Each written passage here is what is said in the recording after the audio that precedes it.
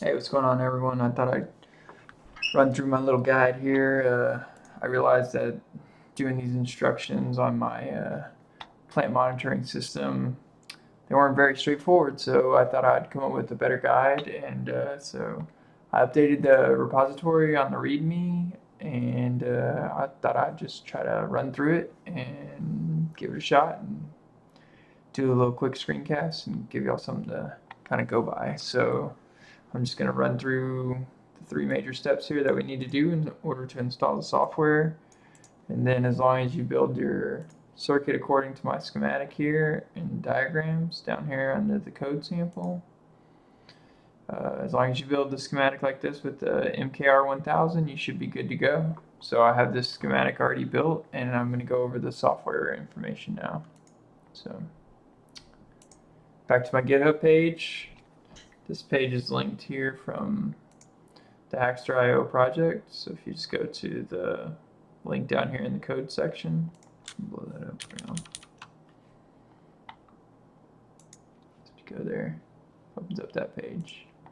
So let's go over the steps that it'll take for us to install this plant monitoring system app. Okay, so basically this app's going to use the Arduino MKR1000 along with the standard Fermata Wi-Fi, the Johnny 5 IO, and Node. So, alright. To get this working, basically we need to do three things. We need to install RethinkDB. We need to install the standard Fermata Wi-Fi sketch on the Maker 1000 and make sure that we're able to connect to our home network. We need to also make sure that we have Node.js installed so we can run our Express web server. And that way we can use Johnny 5 to basically communicate with the Maker 1000 and also run our client to display the readings and the historical data. All right, step one, installing RethinkDB. So we're just going to go to this link here. Actually, what I'll do is over here.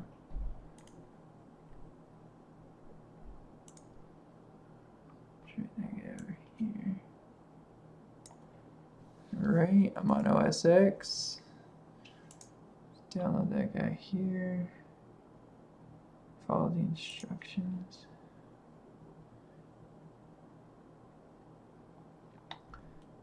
Okay, so it just opened up, and let's see, it says here to follow the instructions on the RethinkDB website. So alright, I downloaded it. Then it says run the Rethink package. Okay, so download the image, which we did. Then we extracted it here. So then we need to run the package file. Follow the instructions. So we're going to run the package file here. Alright, it's going to do the install. Just click continue all the way through. I actually already have it installed, so I'm going to close that out. Alright, and that's it.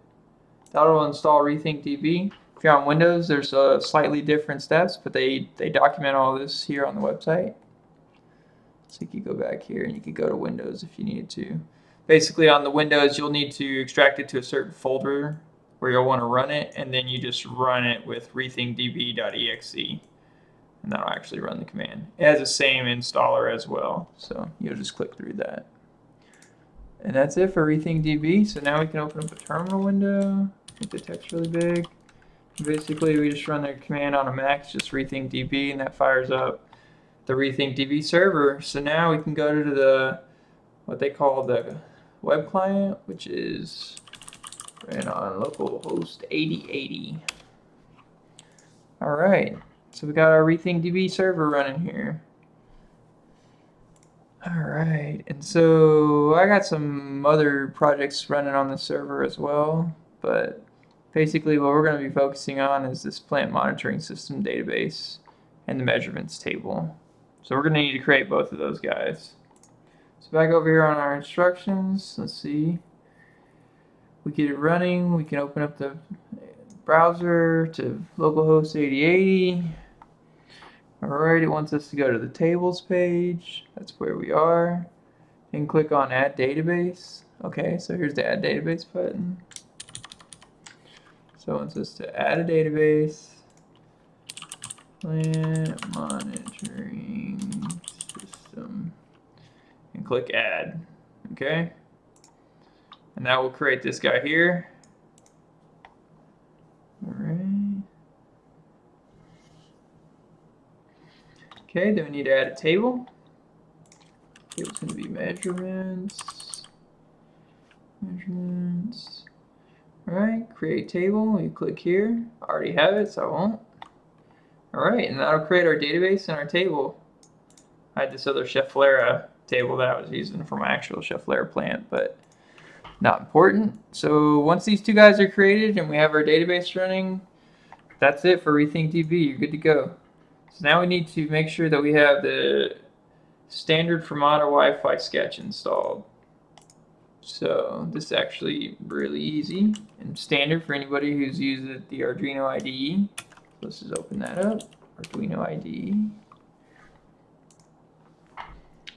All right, and I need to plug in my MKR1000, so I'm gonna go ahead and plug that in via USB. All right, got that guy plugged in. All right, and I actually already have it open here, but regardless of what you had open, you can always just go to File, Examples, Fermata. Sorry, Standard Fermata Wi-Fi. So that was File, Examples, Fermata, Standard Fermata Wi-Fi. Just click on there. That'll open up this guy here. All right, and so we get two little tabs here. We get the standard Fermata Wi-Fi sketch, and then we also get this Wi-Fi config.h file, and that is the config file. And we need to go in there and basically adjust a few settings for our home network, and we're going to set a static IP as well. So let's see what the instructions say. We did that. Okay, 2 tabs. We're going to go into the second tab here, the Wi-Fi config tab. All right. And then what else we're going to do here? All right, so we got to do a few things here. So we need to comment out option A. So option A here, so we're going to comment that guy out. So to comment him out, you just add 2 leading slashes. See how he went gray there? He's no longer going to be enforced. He's now a comment, no longer the actual line. So then we're going to scroll down here. We're going to uncomment the Wi-Fi 101, because this is the one that actually comes on board for the MKR1000 here. If you're curious about all these options, just read through the comments. The information's all there. Let's see.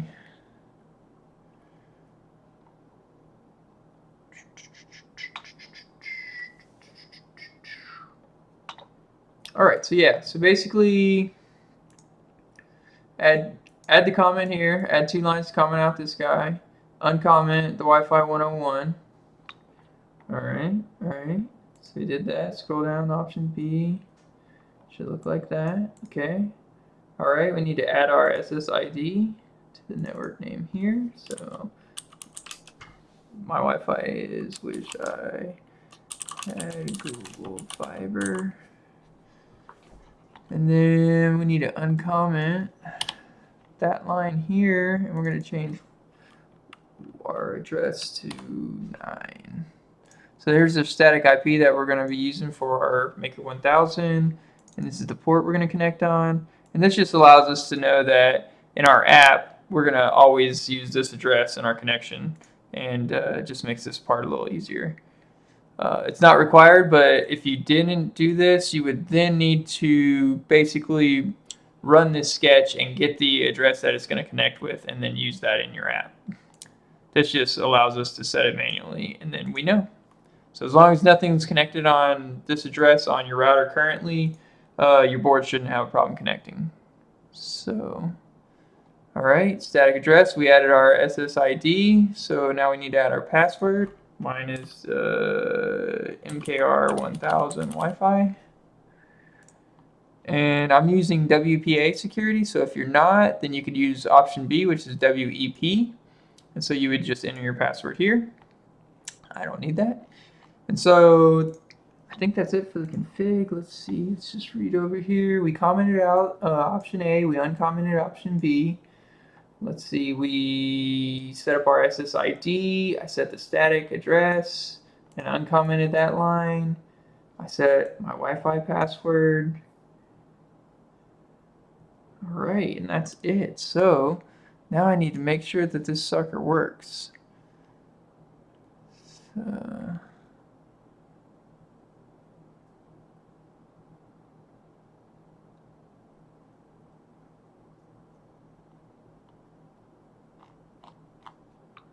can come over here. And basically, if this is your first time running this and you want to make sure that you're able to connect to the internet with your maker and get a connection, you can come here and you can uncomment this line. All right, we need to comment this back out whenever we're actually running, but this will just allow us to view it in the serial debug window and allow us to see that the connection is actually being made. So let's uncomment that and let's run this real quick. So it wants me to save it, so I'm just going to save that as test. Save. Alright, so this is the guy that I'm going to need to comment out in a second, but basically I'm going to compile that sucker.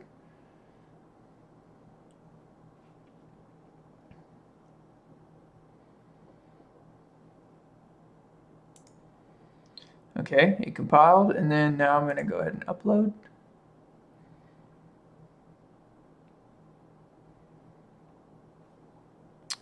Alright, and it looks like that upload worked. So then I can open up the serial monitor. Alright, and it shows that I'm trying to connect. Boom. Alright, and there, when you see this, you know you're good to go. It's established a connection. Here's the signal strength.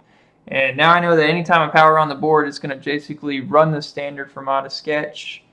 It's going to run that loop, this loop here, and basically it's going to connect and then allow us to connect via the Node app using our static address here. And let's go ahead and close this. And so basically we need to comment this guy out again, the serial debug. That was just so we could open up the serial monitor and make sure that the connection was going. So we're going to comment that guy out, then we're going to re-verify and upload. Alright, let's see. Alright, now that guy is reset, we should be good to go on step 2. So now we have the standard Fermata Wi-Fi sketch installed on our MKR1000. We can get rid of the Arduino IDE. Alright, step 3, installing Node. So if you never used Node before, it's really cool. It's basically built on this like NPM module system that allows you to like pull in packages, and it's really awesome. So let's take a look. So we need to go here. So let's copy that guy. Go over here. Alright. Just going to get the LTS. So it's going to download that package.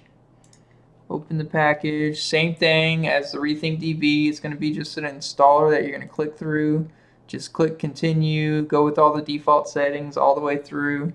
When you're finished, you'll have Node installed. So again, you can open up the terminal window and we'll just open a new tab here. And so I should be able to run node-v. Let's see. Once installed, you should be able to open the command line and run node-v. Alright, node-v. Okay. 4.42. See, so I'm not actually on the LTS. I'm on an earlier version. That's probably because we're working on some stuff that was older and I need to update. But that's okay. It's going to run on that. So we got Node installed, and then you can also run npm-v to get the npm version that you're using. Both of those could be updated. That's okay. So we got Node installed. So there.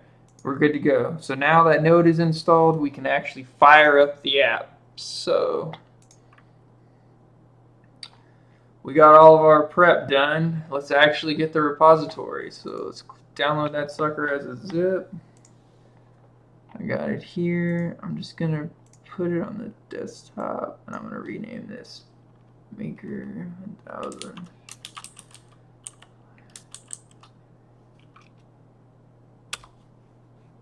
Alright, and I'm okay, so that's in my downloads folder. So let's go to downloads, MKR.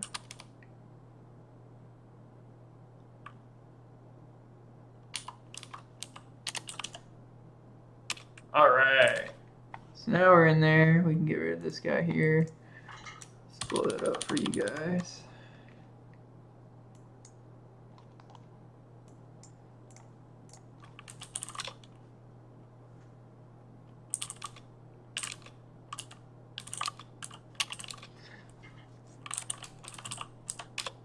Okay, so this is our package.json file for the app, and basically this sucker tells us everything we need to know about the app. Here's how we run it. If we want to make changes to the CSS, to the styles, or anything, so you came in and you didn't like any of my colors, you could go in there and make changes. You would need to run this command, npm run build CSS. Npm run build CSS. Bam. Alright, and there you go. So there we just compiled our CSS, which you didn't need to run, but that's how you would do it if you wanted to make changes. Basically, to install this app, we need to run npm install, which is going to read all of our dependencies that are needed to run this app, go get those and install them. And then to start the app, we just run npm start. So let's do those real quick. Npm install.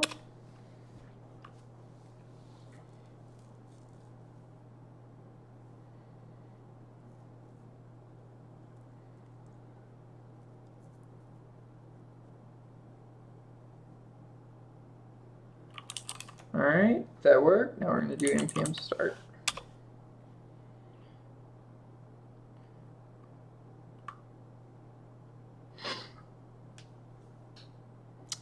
Alright, and it looks like everything's good to go. Looks like we connected to the server, the board was ready, the Fermata connection was made and initialized.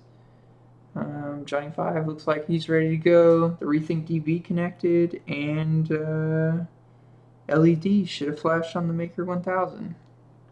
Alright, so let's see if we go to localhost 3000. Alright, there's our app, and we got live readings streaming in. Okay. Let's move this guy over here.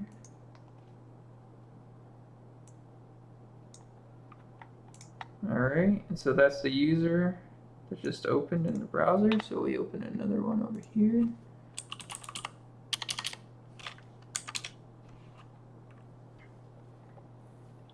Alright, so you got two users. Pull this guy out. Set him here.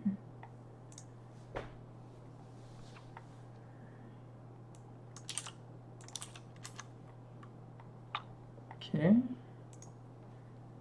Alright, so we got a little WebSockets going for the users. Pop a user off, we can close that guy, goes down to 2. Alright, we got live readings coming in, 76 degrees, 57% on the light, 0 on the moisture. This chart is showing some of the history here. We can toggle these guys off. Just view one at a time.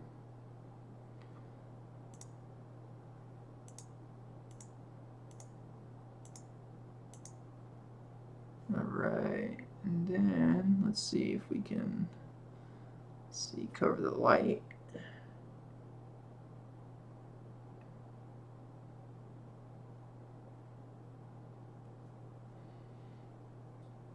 And I'll touch the moisture sensor, simulating some moisture.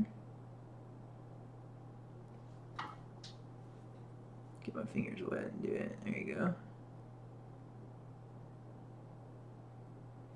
And then let's see if I can heat up the temperature sensor by just putting my hands on it.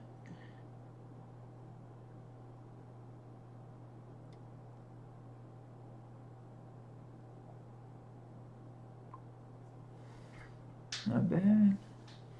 And then users can click through on either one of these 3 guys here and go to a historical view. So basically this is all the data that I've captured, and so I have a ton of old data here on this bottom. And so this is just the current data, which we barely turned the chart on, so I don't have that many readings right here, as you can see. But here's where we touched it and made it go higher. But a few days ago, I actually took this sucker outside. You can see temperature got up to 102 degrees. That's because I just had her outside in direct sunlight, and I think that sensor was just getting really hot. So that's basically this dead line here is because I didn't have the sucker running for a week. But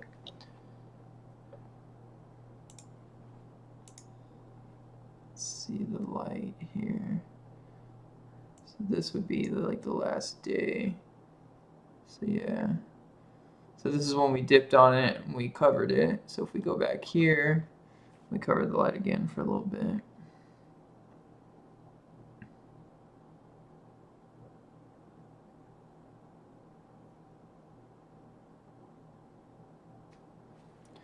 And let that return back up. We should see this little blip right at the end of our historical readings. So let's go in here. See, it's pulling 12,672 measurements. So like this data here is a ton of data. There's a ton of data right here. Like this is a lot of points in this little gap here.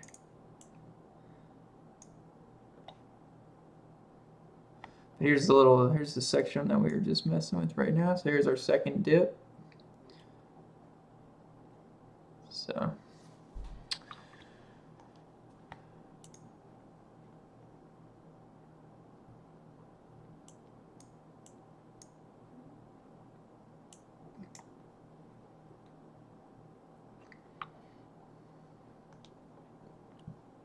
and that, folks, is the plant monitoring system.